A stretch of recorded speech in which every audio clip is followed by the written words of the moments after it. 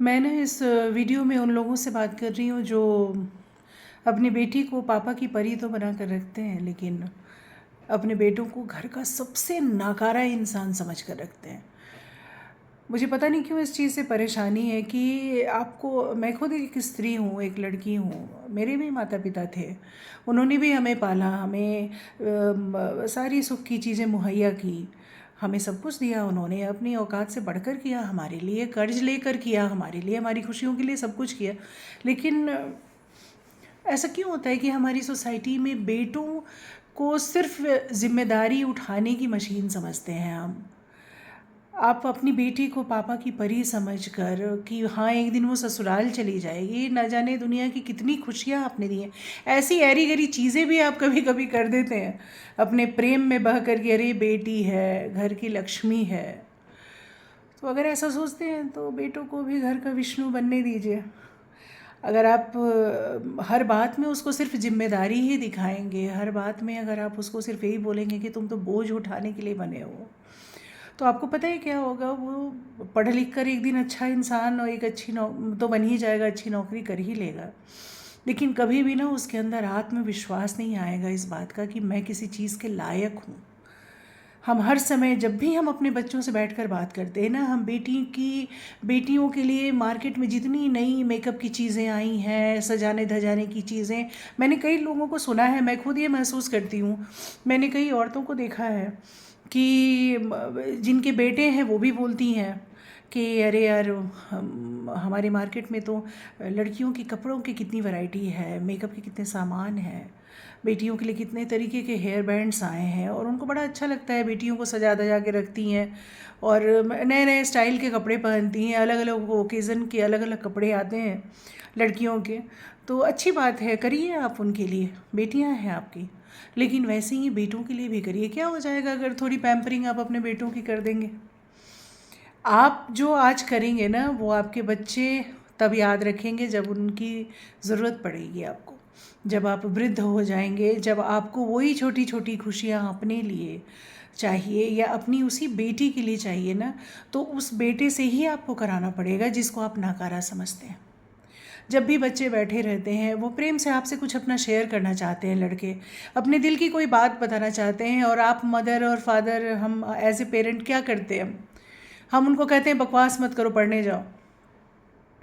खेलो मत, पढ़ने जाओ। नहीं, तुम फिल्में देखने क्यों गए, तुम पढ़ने जाओ। आपकी बेटी भी जाती है, अपनी सहेलियों के साथ जाती है, आप परमिशन देते हैं, आप बोलते हैं कि ठीक है रात को मत जाओ, दिन में जाना, क्योंकि रात के अंधेरे में लड़कियों को नहीं निकलना चाहिए ज़्यादा, दिन में जाना, ये आप कहते हैं और आप परमिशन देते हैं, आप उतने पैसे भी देते हैं, वो ग्रुप में जाती हैं, घूम कर आती हैं। लेकिन यही काम जब लड़के करना चाहते हैं तो आप उनकी पिटाई करते हैं और बोलते हैं कि तुम नालायक हो, तुम कुछ कर नहीं रहे, तुम्हें घर में दो रोटी मिल रही है, कैसे बाप कमाता है तुम्हें पता है, कितनी मेहनत होती है, उसको पता है, बेटा सब कुछ देख रहा है, उसको काम ऊपर नीचे हो थोड़ा बहुत तो चलेगा, पढ़ाई का परसेंटेज थोड़ा बहुत कम हो, ऊपर नीचे हो तो चलेगा, लेकिन अगर कोई अच्छा इंसान ना हो ना, उसकी नीयत अगर अच्छी ना हो ना, तो नहीं चलेगा। लेकिन अगर आपके बेटे की नीयत अच्छी है और बहुत अच्छा उसका उसके उसमें इंसानियत है, उसने अगर आपके संस्कारों को सीखा है, सारे वैल्यूज़ को वो पहचानता है, तो फिर क्या दिक्कत है अगर वो बराबरी में अपनी बहनों के खड़ा हो जाए और कहे कि मुझे भी वो सुविधाएं और वो खुशियाँ दीजिए। अगर वो भी अपने मित्रों के साथ हैंग आउट करना चाहता है, बाहर जाना चाहता है। हम क्या करते हैं ना, हम अपनी बेटियों को तो पैम्पर करते हैं कि एक दिन ससुराल चली जाएंगी, और वहीं बेटों को, अगर बेटी को 500 रुपये हम देते हैं ना मज़े करने के लिए, तो बेटी को अगर देते हैं हम आप 500 रुपये, तो बेटे को 50 रुपया देने से पहले भी बोलते हैं कि देखना बहुत मेहनत की कमाई है। उसको पता है कि आप मेहनत की कमाई ही उसको दे रहे हैं, लेकिन कभी कभी इंसान है, मन करता है, कभी सभी को मन करता है अपने दोस्तों के साथ घूमना फिरना, या कभी कोई ऐसी चीज़ मार्केट में आ गई है जो वो ख़रीदना चाहता है, अपने लिए कुछ पसंद के कपड़े लेना चाहता है, कुछ अपनी ज़रूरत की चीज़ ऐसे, तो आप माता-पिता के रूप में आप उनको भी खुशी से ही दीजिए, ताकि वो जब कमाने लगें और अपने पैरों पर खड़े हो जाएँ, और बुढ़ापे में जब आप उनके साथ रहें और जब वो आपकी ज़िम्मेदारी उठाएँ, तब उतनी ही खुशी से वो आपके लिए कर पाएँ। उनको याद रहे, उनका बचपन आप ऐसा जिएँ, उनको आप ऐसा बचपन दीजिए कि वो उनके लिए एक अच्छी मेमोरी के रूप में आए उनके दिमाग में। जब वो बड़े हो जाएँ, उनको याद रहे कि उनके पापा कितना किया करते थे, उनकी माँ कितना खुश होती थी उनके लिए कुछ देकर, कितना उनके पापा को अच्छा लगता था जब बेटा खुश होता था। लेकिन हम ऐसा करते नहीं हैं। हम क्या करते हैं, जब हम देखते हैं कि बच्चे बहुत अच्छे मूड में हैं ना, तो हम पढ़ाई की बातें करने लगते हैं। जब बच्चे बहुत कहीं घूमने जाना चाहते हैं ना वो अपने मित्रों के साथ, तो फिर हम उनके करियर की बात करने लगते हैं। हम हमेशा, आप किसी को हमेशा तनाव की बात कर के उसका मूड ख़राब कर रहे हैं। किसी को भी लाइफ में पढ़ाई लिखाई कर रहा है, अपनी ज़िम्मेदारी समझ भी रहा है, ब्रेक चाहिए उसको। अगर वो आपके पास बैठकर बातें करने आ रहा है, सुनिए उसको। वो इस्तेमाल नहीं कर रहा है आपको। वो जब तक अपने पैरों पे खड़ा नहीं है, उसकी ज़रूरतें आप ही को पूरी करनी है। तो क्या हो जाएगा अगर आप जो चीज़ें उनके लिए कर रहे हैं खुशी खुशी करें। मैंने कईयों को देखा है कि सब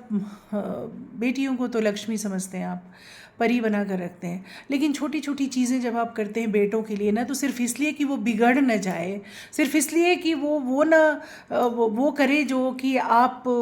नहीं कर पाए, और बहुत बड़ा आदमी बने और अपने पैरों पर खड़ा हो, बहुत अच्छी नौकरी करे जिससे आपका सीना चौड़ा हो, सिर्फ वो उनको बनाने के लिए आप इतना, कभी कभी आप को खुद समझ में नहीं आता है और आप बहुत ख़राब व्यवहार करते हैं। तो कोशिश करिए कि जिस तरह आप खुश रखते हैं अपनी बेटियों को ना, वैसे ही बेटों को भी खुश रखिए। आप उनके अंदर अच्छी यादें छोड़कर इस दुनिया से जाइए,